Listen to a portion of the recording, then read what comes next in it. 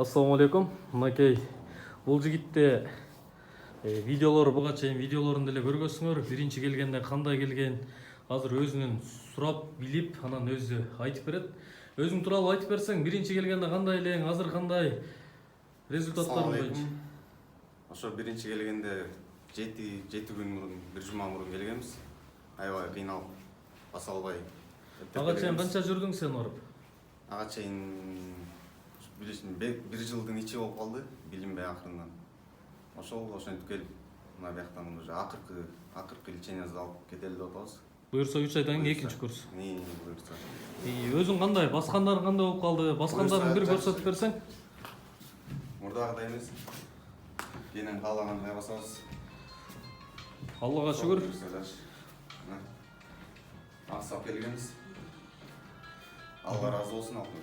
Буга чейин өзүңдүн деле видеолоруңду тартылган, буюрса көрөсүңөр аларды деле.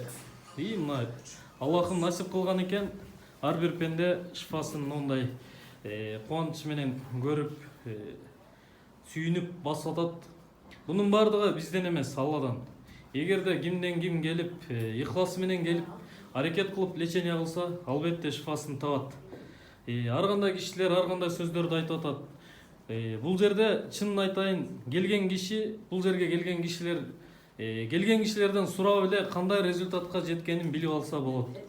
Мынакей мен ар бир пендеге айтарым, эртең күндө жакшы болгондо мени алтын жакшы кылды деп эч качан айтпаңыздар. Аллахым ден соолукту берген Аллахым, шифаны да берген Аллахым. Биз бир эле себепчүбүз. Аллахым ден соолукту берди, шифаны берди. Бул бир себепчи деп койсоңор, менде эч кандай капачылык жок. Аллахым баарыбызга разы болсун. Оорубаңыздар, ден соолукта болуңуздар. Ошол? Ушундай эле күлүп жайнап эле жүрө бергенде жараткан Алла таалам насип кылсын, а? Оорубаңыздар. Assalamu alaikum. Assalamu alaikum.